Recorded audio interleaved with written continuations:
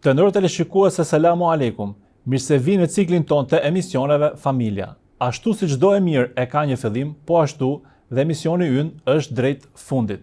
Nuk ka dyshim që për fund kemi lënë divorcin, pa shumë përpjekjes për ta ruajtur investimin më të madh të jetës dhe institucionin e parë që ka njohur pra le të themi shoqërinë njerëzore, e cila është familja, vjen një moment ose në disa raste që shpresojnë të jenë përjashtimore, e cila shkon drejt divorcit dhe nuk ka adresim dhe zgjidhje tjetër. Por, për ta trajtuar dhe shkoqitur më në detaje këtë temë është me ne, si gjithmonë, i ftuar ynë Hoxha i nderuar Ahmet Kalaja. Hoxha i nderuar, mirë se erdhët. Mirë se gjetëm. Atëherë duket sikur divorci nga përjashtim rregulli po bëhet le të themi rregulli, në cilën fatkeqësisht ne po e shohim në shoqërinë tonë dhe kush janë disa nga faktorët e divorcit.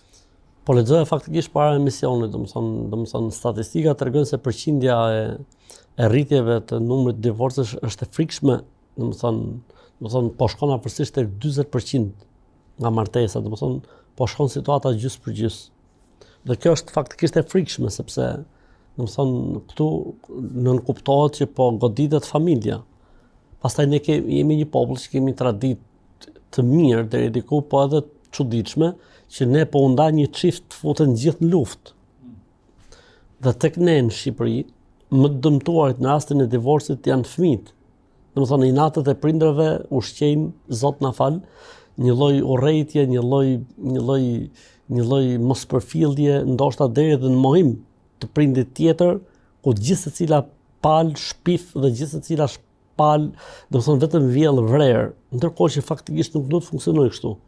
Pra, ne jemi kundër divorcit, le të themi, në parim nuk duam që të ndodhë divorci, po mund të jetë zgjedhje në një moment të caktuar. Pra, jeta e njeriu, stabiliteti i tij mendor, psikologjik, është më i rëndësishëm se sa fund fare familja, sepse individi është kryesori, individi është më i rëndësishmi.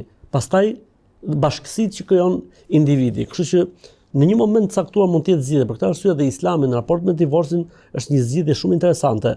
Mes atyre që janë tepër liberal në raport me divorcin, ndahen sa herë duan, e bashkohen sa herë duan pas një lloj kufiri, dhe mes atyre që e kanë ndaluar rreptësisht divorcin, pra burri po marr, pra një çift po kurorzuar një herë, kjo gjë nuk zhbëhet më, domethënë po u zhbë, nuk kanë më të drejtë lidhje. Ma shkohet në kanosje me jetë nëse divorcohet pra dhe... Në Islam jo, në Islam domethënë divorci është le të themi një e lejuar, e urryer, pra e papëlqyer, por në fund fare mund të jetë pra zgjedhje në situata të caktuara. Normalisht që neve edhe gjatë emisionit të kaluar kemi përmendur arsyet që mos shkatërrohet një familje, shkaqet pse mund shkatërrohet një familje.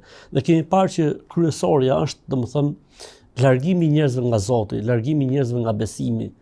Pra, në momentin që je larg Zotit, në momentin që je larg besimit, gjërat nuk i mat më me peshoren e Zotit për sa i përket rëndësisë. Po do të marrësh fjalët e njerëzve, do të marrësh adetet dhe traditat dhe zakon, ndërkohë që kur i ke raportet me Zotin, shumë gjëra duhen, domethënë, eliminuar dhe shihet rëndësia që i ka dhënë Zoti familjes, dhe se njeriu asnjëherë nuk mund të jetë i kënaqur, ti nuk mund të jesh i kënaqur as me veten tënde. Si tha Zoti në Kur'an kur foli për divorcin, ndoshta u urreni, po është më e mirë për ju, diçka tjetër mund ta pëlqeni, po është më e keqe për ju.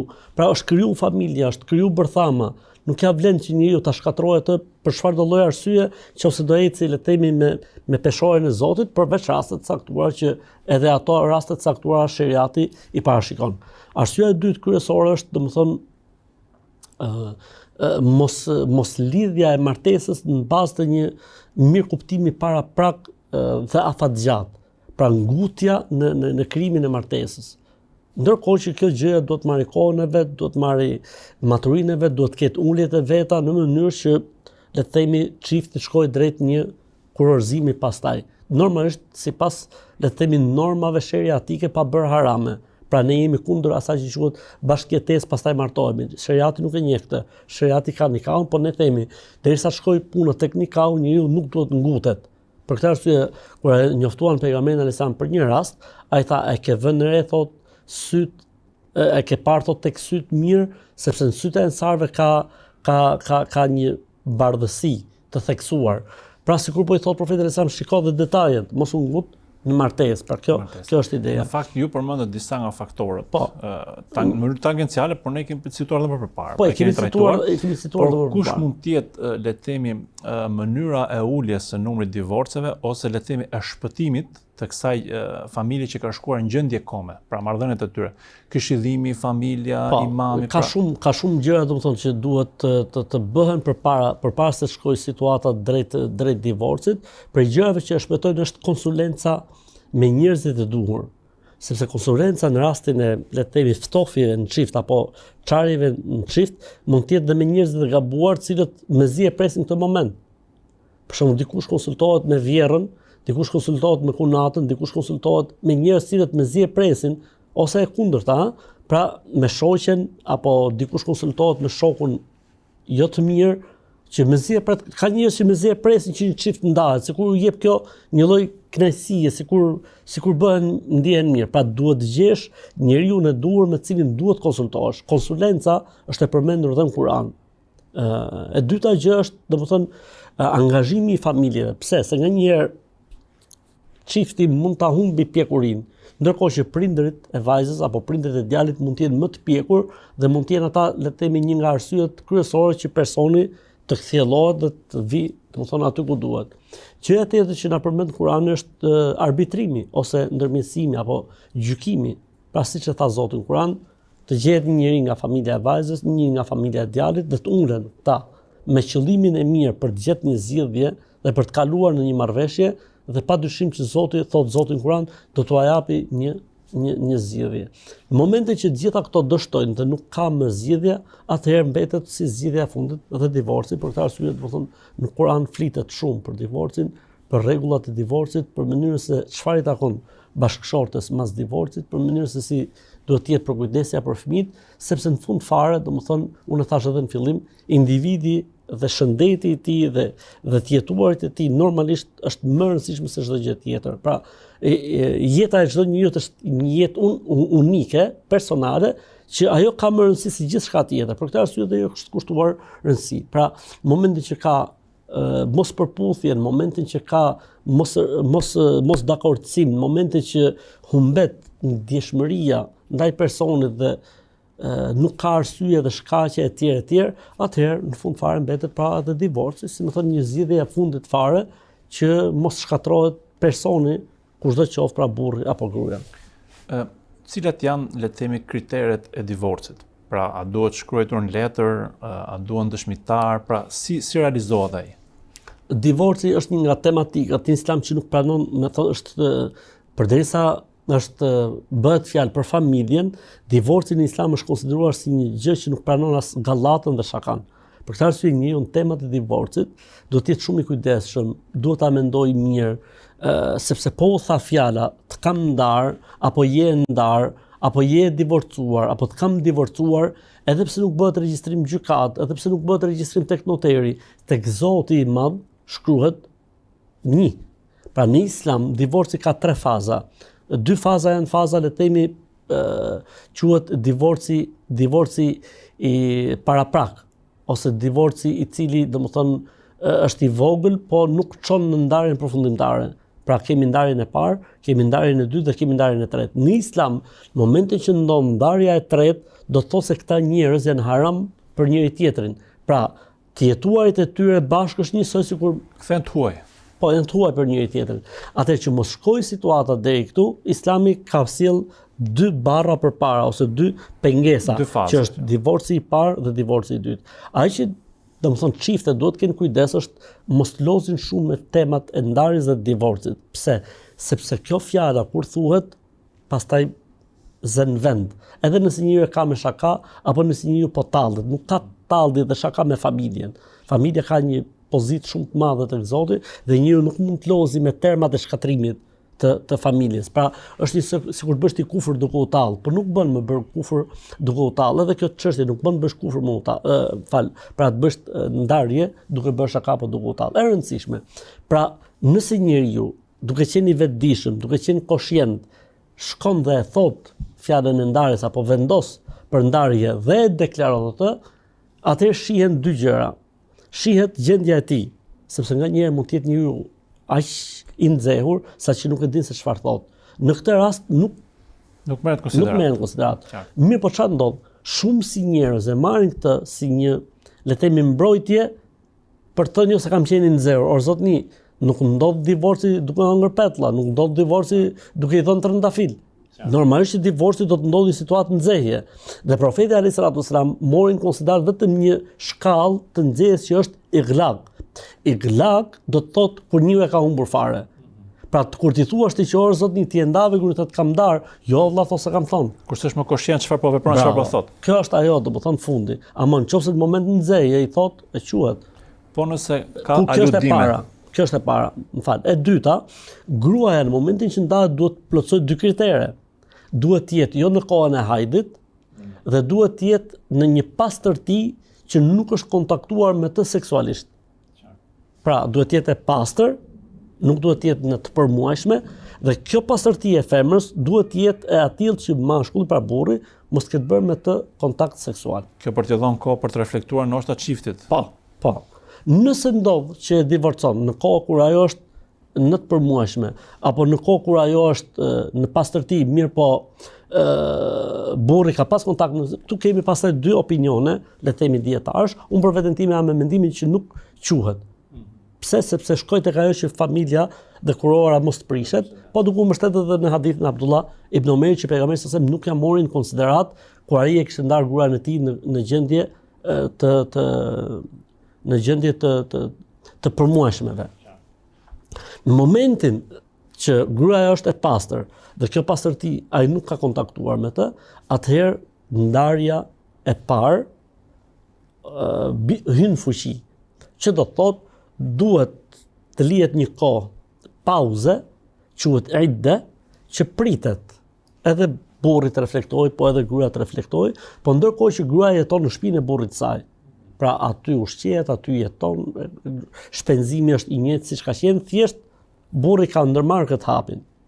Nëse burri brenda 3 pastrimeve e rikthen, pra i thotë, e di se është puna, le të rikthehemi edhe një herë, ose bën kontakt seksual me të, konsiderohet divorci i shfuqizuar dhe ata kthehen automatikisht në kuror. Pra, siç kanë qenë. Nuk ka nevojë për celebrim. Nuk ka nevojë për celebrim. Nëse kalon, pra kaloi 3 pastrime dhe ky nuk e ktheu më gruan, atë ka mbaruar afati. Po mirë, nëse këta do të duan bashkohen prap, mund të ribashkohen me celebrim të ri. Pra mund të ribashkohen me celebrim të ri. Nëse ndodh tjetër, se inshallah edhe vëllezërit dhe motrat e shikues i mbajnë mend. Atë ndodhi e para dhe ky e riktheu në kohë dhe vazhduan. Dhe më vonë, le të themi mas 5 vjeç ndodhi e dyta. Dhe këta prap u kthyen në kohë. Atëherë kemi edhe një alternativë tjetër që është e treta dhe e fundit. Nëse ndodhi e dyta dhe kaloi koha pa e kthyer, atëherë këta mund të rikthehen sërish me nikah të ri. Dhe nikah i ri do thotë çdo gjë fillon nga fillimi dhe numri i divorceve. Me dëshmitar, me meher, Po. Edhe divorcet kthehen njësoj sikur më qenë kurore e re. Nëse le të themi mbaroi edhe e dyta u kthyen dhe mas 15 vjetësh kot po themi. I tha, disi është puna me ty më nuk shtuhet tjetër, kam ndarë. Dhe ndau për herë të tretë, atëherë në këtë rast nuk ka më rikthim. Në këtë rast, domethënë pritet që ajo koha 3 mujorshit dhe pastaj gruaja në punën e vet dhe burri në punën e vet, ta më nuk mund bashkohen, përveç se nëse ajo martohet, ndahet, atëherë mund të rikthehet edhe një tek kurora e parë, përndryshe nuk mund të rikthehen më. Gjithë këto gjëra janë bërë që mos jetë gjëja e parë që shkon ndërmend ose gjëja e parë që mund ndodhi në prishjen e një familje divorci, po janë lënë gjithë këto faza dhe etapa që njeriu më kur ta ketë vendosur, domethënë të ezaurojë të gjitha fazat e mundësisë rikoperimit të problemit apo të rregullimit të problemit. Pastaj nëse shkon situata pastaj që ndahet për herë tretë, domethënë që nuk kam të ardhur në këtë pjesë. Por edhe nga ana logjike, bashkohu ndau mbi 3 herë do të thotë pastaj që ka diçka që nuk shkon aty dhe kthehet në lojë, si më thonë. Është bukur, le të vim pak tek shprehja. Pra, shprehja e divorcit duhet të jetë e qartë apo me aludim. Pra, ju tha që nuk lejohet shakaja, por ka një përjashtim kur është shumë i zëmruar.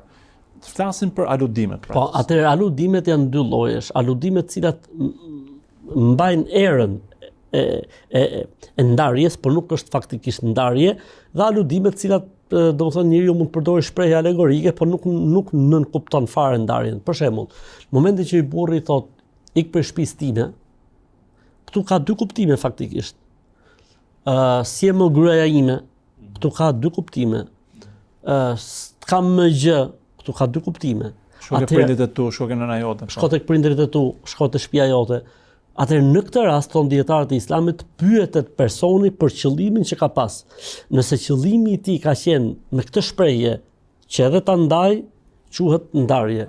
Nëse nuk e ka pas qëllimin e tillë, po ka qenë moment, ora ik ke shtëpia jote me kuptimin mreri herë rahat që edhe unë të reflektoj, po edhe ti të reflektosh, atëherë kjo nuk quhet ndarje. Nuk e ka ligjin e ndarjes. Ne shpesh dëgjojmë që 3 janë 1 ose 1 janë 3, pra le të themi nëse e thot 3 herë.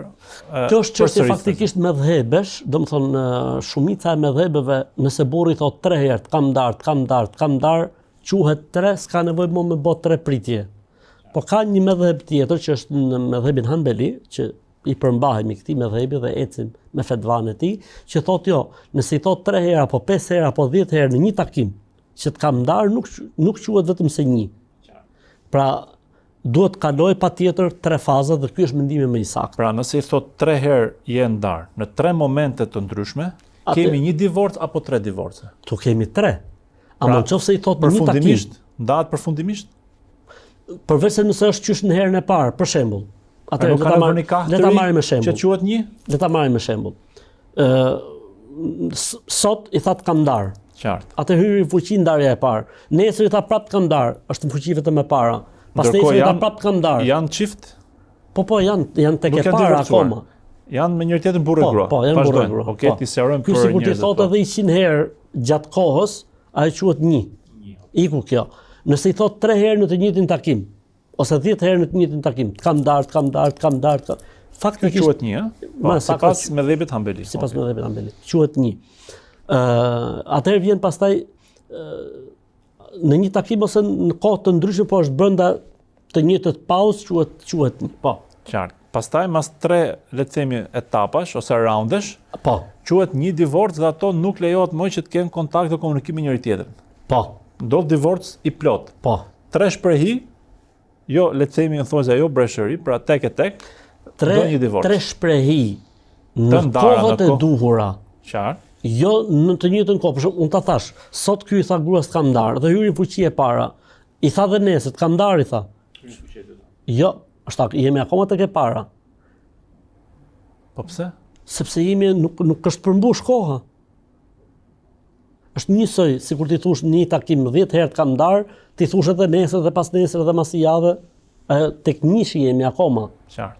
Jemi akoma tek njëshi. Tek njëshi, bukur. Sot jemi në epokën e rrjeteve sociale. Po. Nëse i shkruaj me mesazh në WhatsApp ose i çon le të themi një voice, a quhet divorc?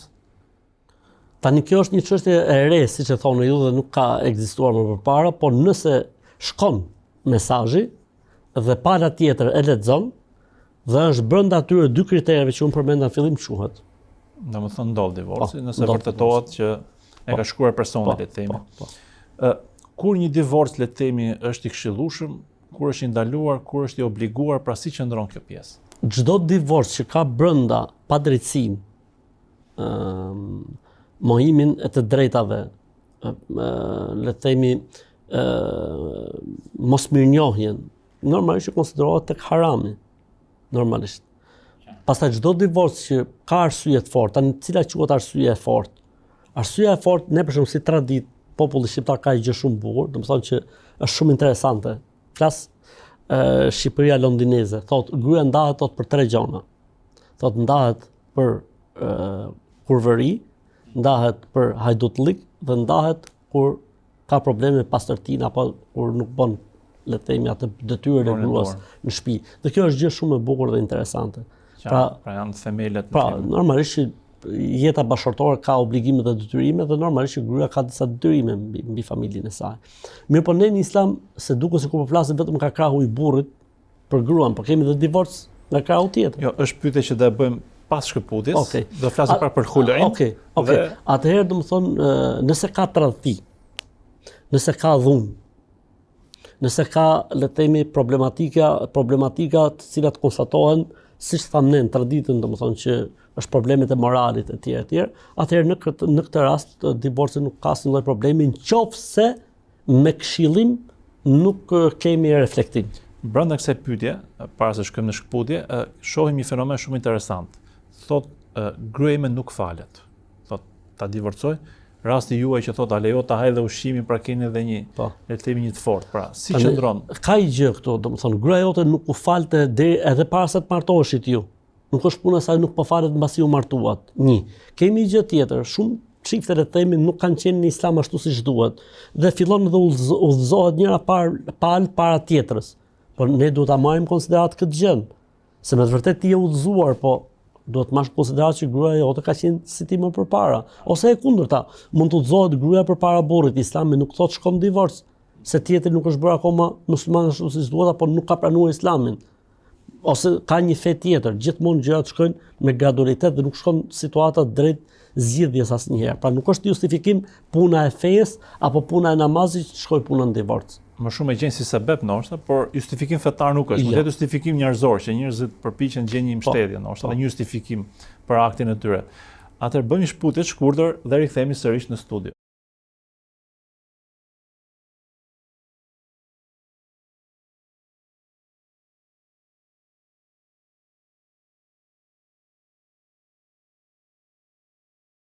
Të nderuar teleshikues, ja pra kur rikthyem sërish në studio me hoxhën tonë të nderuar. Atëherë hoxhë i nderuar, ju cituat që pas këshka dhe divorc nga ana e gruas, e bashkëshortes. Po se duket sikur Islami i jep përparësi vetëm burrit për punë të divorcit dhe s'ka drejt gruaja. Domethënë, unë e has shpesh këtë gjë që jo sta japun ty divorcin, i thot burri gruas për shembull, kur ajo e kërkon.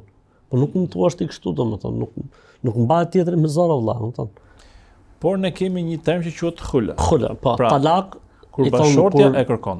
Talak kur burri është ai që divorcon dhe khula është kur gruaja është ajo që e kërkon divorcin. Në fakt është një hadith të Buhariu që ka ardhur, janë dy, ka mendime të shumta, është një histori apo janë dy histori. E rëndësishme është në cilën thuhet se ka kërkuar divorcin dhe profeti i ka thënë që do i kthesh merin, pra dhuratën e kurorëzimit. Po nëse burri nuk pranon, pra si ndodh po? Tek pauza mos harroj që nëse gruaja është shtatzën, pauza e saj zgjat me shtatzënin. Qartë. Pa ne tham 3 pastrime. Po nëse është shtatzën, sa ti zgjasë shtatzënia, pra nëse shtatzënia zgjat le të themi edhe 6 muaj mbas divorcit, atëherë faza quhet 6 muaj. Nëse shtatzënia zgjat 5 ditë, faza mbyllet me 5 ditëshin. Nuk pritet më 3 pastrime. Thjesht që ajo që kalon më shpejt, le të themi, e merr gjykimin. Po, nëse femra nuk është me të përmuajshme fare, pra ka kaluar në një moshë të madhe, atëherë koha e pritjes pauzës është 3 muaj. Pra, nëse është me të përmuajshme 3 pastrime, nëse është shtatzën me shtatzëni, nëse është pa të përmuajshme 3 muaj. Thjesht mos ta harrojmë, domethënë nga pjesa e parë. Le të vim tek huleri. Huler do të thotë femra është ajo e cila kërkon divorcin. Ai lejohet, fetarisht nuk lejohet, përveç se nëse ka arsye madhore. Cilat janë arsyet madhore? Tradhtia, cilat janë arsyet madhore? Mos shpenzimi, cilat janë arsyet madhore? Është dhuna, keq trajtimi, mos mbrojtja kur shkelen të drejtat e saj nga ana e familjarëve. Ka raste që çuni apo burri hesht, ndërkohë që vjerra apo dikush tjetër nga familja e tij ushtrojnë presion psikologjik apo ofendojnë etj. Atëherë në këto raste, femra nëse nuk arrin të durojë, i lejohet asaj që të kërkojë divorcin. Argumenti është ai që ju thatë. A është kusht miratimi i burrit në këtë rast? Patjetër që është kusht miratimi i burrit, përveç se nëse burri e kalon këtë në, le të themi, në inat personal. Argumenti është ajo që ne përmend në hadithin e Mutalqut, që ka ardhur pra një grua tek pejgamberi sallallahu alajhi wasallam, edhe i thau pejgamberi i Zotit, unë tha me burrin nuk mund vazhdoj dot më. Nëse ju do të më thoni që do të vazhdoj, kjo mund të çojë deri në dalje nga feja. Pra nëse ju do të mleni me këtë burr me zor, pa dëshirën time, mund të luaj mend që të dal nga feja. Pejgamberi sa kur e pa se situata kishte vajtur aty ku nuk u bante më, dhe kishin humbur ndjesitë dhe ndjenjat, i tha, duhet i kthesh kopshtin që ai të ka dhënë si dhuratë. Tha ja kthej. Atëherë tha po. I kthen pra vlerën e dhënë, më shumë më pak si ndodh. Jo, sa ç'është dhënë. Sa ç'është vlera. Po, sa ç'është vlera. Dhe në këtë rast, pritja është 3 muaj. Nuk ka të bëjë me pastrimet më. Pret 3 muaj dhe konsiderohet e ndarë. Me që e përmendet pritje në të dyja rastet. Pra edhe në rastin e hulait, kur vjen nga ana gruas dhe kur vjen nga ana burrit. Po nëse çifti nuk ka pasur marrëdhënie fare. Pra momentin që janë fejuar, kanë bërë nikahun, divorcon pa kontaktuar dhe pa u shoqëruar fare me njëri tjetrin. Atëherë në këtë rast, a kanë ide, kanë pritje? Atëherë me çfarë përmendet si rast me sa pra e bukur që se na ka shpëtuar nga hera e parë, atëherë kjo është me gjysmë. Pra, nëse është premtuar diçka dhe ndarja vjen nga ana e djalit, atëherë ai duhet të japi gjysmën e asaj që është premtuar. Ndërkohë që nuk ka ide. Ky rast nuk ka ide sepse nuk ka filluar akoma kontakti, domethënë. Le të vim këtu tek rasti. Ndodhi ndarje nga ana e vajzës, ngocës, pra e bashkëshortës. Dhe dëshirojnë të rikthehen sërish. A mund të rikthehen? Po. Po vetëm se duhet bëjnë nikah të ri. Pra duhet bëjnë celebrim të ri, duhet bëjnë martesë të re, me dëshmitar, me kujdestar, e kështu me radhë siç ka rregullat. A ka numër ndarje nga ana e gruas, për shembull ndan një herë nga ana e gruas, po u bashkuan prap. Pastaj u ndan prap nga ana e gruas dhe u bashkuan prap. Ka numër, nuk ka numër. Pse? Është marrë në konsiderat emocioni i femrës. Kurse në këtë rast, në rastin e mashkullit, arsyeja duhet të jetë ajo e cila, domethënë të jetë më dominante në të tilla vendime shumë të rëndësishme për jetën. Dhe a ka raste tjera kur autoriteti, gjykata, shteti ndërhyn për ta divorcuar çiftin, qoftë kur burri nuk e plotson ose gruaja nuk plotson drejtat njëri tjetrit? Po, ka raste kur le të themi burri nuk pranon që të japi divorcin, atëherë ndërhyn le të themi kadiu apo autoriteti dhe bën ai divorcimin.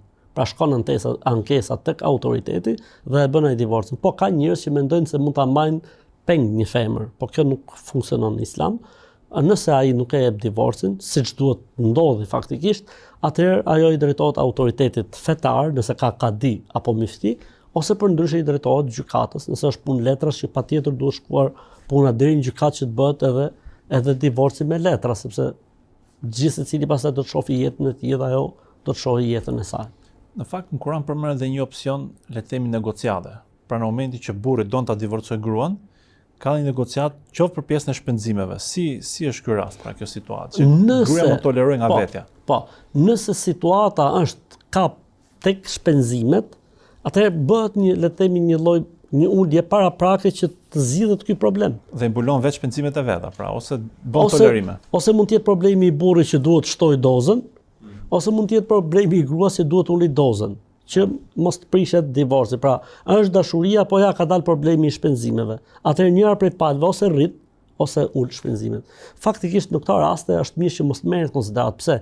Kemi hadithin e Hindit që vjen tek pejgamberi sa dhe thotë o pejgamberi i Zotit, thotë Abu Sufjani shumë dorë shtrënguar.